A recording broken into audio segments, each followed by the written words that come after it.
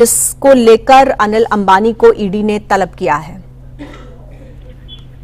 बिल्कुल देखिए, जिस तरीके से यहाँ पे उद्योगपति अनिल अंबानी को आज सुबह 11 बजे ईडी के सामने पेश होना है। ये जो पूरा मामला है ये बैंक लोन फ्रॉड मामले से जोड़कर बताया जा रहा है। 17,000 करोड़ का ये पूरा मामला बताया जा रहा है और जो आरोप है वो यहाँ पे बैंक में फर्जी गारंटी और जो प्री लोन अप्रूवल होता है उस पर ये आरोप लगाए जा रहे हैं कथित तौर पे। और यहाँ पे जिस तरीके से 2017 से 2019 तक यस बैंक से 17 से 2019 तक यस बैंक से 3,000 करोड़ का जो लोन है वो अनिल अंबानी की कंपनियों को पहले ही दे दिया गया था, जिसका अप्रूवल बाद में मिला। और जिस दिन उन्होंने आवेदन किया था, आरोप लगाए जा रहे हैं कि लोन तभी दे दिया गया था और उसके बाद जो दस्तावेज होते हैं कंपनियों के वो बाद में तैयार किए गए थे।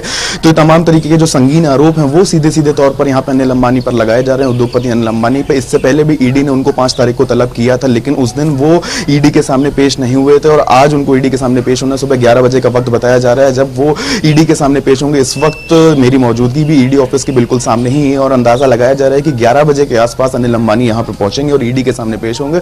तब यहाँ पे जो तमाम तरीके के जो सवाल जवाब हैं ईडी उनसे करेगी, क्योंकि इससे पहले ईडी 35 जगहों पे 50 से ज्यादा ठिकानों पर 25 से ज्यादा लोगों के यहाँ रेड मार चुकी है, क्योंकि इस मामले की जो जानकारी है वो ईडी बहुत पहले से जमा करने में लगी हुई है। और देखना होगा कि अब अनिल अंबानी यहाँ पे ईडी के सामने पेश होंगे तो क्या कुछ वो अपनी बात रखेंगे। जी बिल्कुल। और ये कब का मामला है देवांश?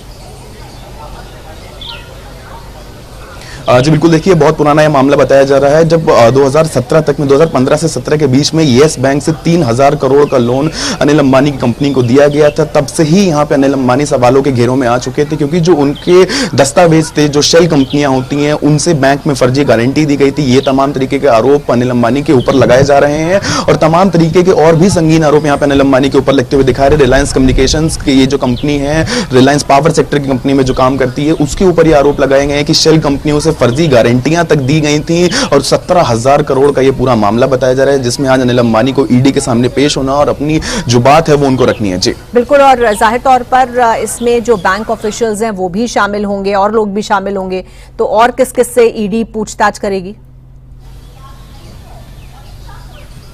जी बिल्कुल, देखिए बैंक्स को नोटिस पहले ही जारी कर दिया गया है कि एनपीए जो उन्होंने जो लोन अप्रूव किया है वो किस आधार पे किया है। जब कंपनियों के दस्तावेज जो पहले से तैयार नहीं थे, अगर उन बेसिस पे लोन अप्रूव किया गया तो वो किस आधारों पे किया गया, तो बैंक के वो तमाम अधिकारी भी जो हैं वो इस मामले से जुड़े हुए बताए जा रहे हैं। और इसी के साथ साथ अनिल अंबानी के लिए लुकआउट नोटिस भी जारी किया गया कि उनकी जो विदेशी संपत्तियां उसकी भी जाँच शुरू कर दी गई। सूत्र के हवाले से बड़ी खबर सामने निकल के आ रही कि जितने भी उनके विदेशी बैंक अकाउंट्स हैं और जितनी भी उनकी जो विदेश की संपत्ति उसकी भी जाँच यहाँ पर ईडी कर रही है और तमाम तरीके के संगीन आरोप यहां पर ईडी की तरफ से लगाए जा रहे हैं, क्योंकि जिस तरीके से 17,000 करोड़ का ये पूरा मामला है, काफी बड़ा ये पूरा मामला बताया जा रहा है। क्योंकि जिस तरीके से यस बैंक से इस मामले की पूरी शुरुआत हुई थी कि यस बैंक के खाते से यस बैंक से 3,000 करोड़ अनिल अंबानी की कंपनियों में दे दिए गए थे और उसके बाद जो लोन उन कंपनियों को दिए गए थे उसके दस्तावेज बहुत बाद में तैयार किए गए थे, जिसके ये बड़े और संगीन आरोप यहाँ पर अनिल अंबानी के ऊपर लगाए जा रहे हैं। 11 बजे का वक्त आज अनिल अंबानी को दिया गया, उनको ईडी के सामने पेश होना। अब ये देखने वाली बात होती कि आज अनिल अंबानी ईडी के सामने पेश होते हैं या उनका वकील यहां पर आता है और किसी तरीके की बात उनकी रखता है, क्योंकि इससे पहले भी ईडी उनको तलब कर चुकी है और आज ईडी ने उनको दोबारा तलब किया। हम दिखा चुके हैं कि अनिल अंबानी जो है वो निकल चुके हैं ईडी के दफ्तर में पेश होने के लिए। वो तस्वीरें भी हम दिखा चुके हैं अपने दर्शकों को, तो उम्मीद की जानी चाहिए कि अनिल अंबानी खुद ही आज मौजूद रहेंगे ईडी के सवालों का जवाब देने के लिए। लेकिन काफी बड़ा ये मामला है, काफी गंभीर ये मामला है। 17,000 करोड़ रुपए का जो ये मामला है, जो वो छोटा मोटा मामला इसको हम नहीं कह सकते हैं। इसमें अभी तक कहां पर कितने छापे पड़ चुके हैं, किस किस पर छापे पड़ चुके हैं और कितनी एफआईआर इस मामले में दर्ज की जा चुकी हैं?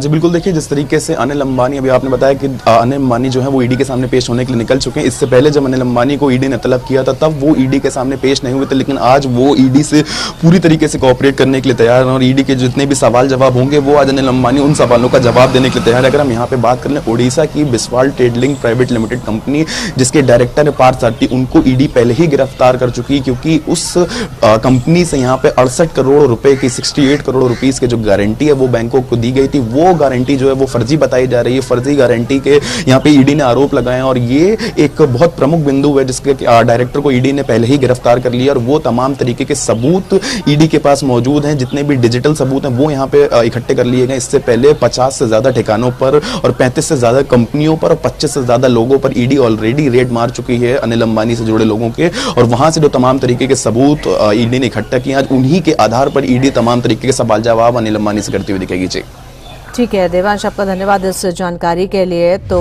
बैंक लोन फ्रॉड से जुड़ा ये मनी लॉन्ड्रिंग मामला भी है और वित्तीय अनियमितता का भी मामला बनता है और इसमें ईडी जो है वो पूछताछ करने के लिए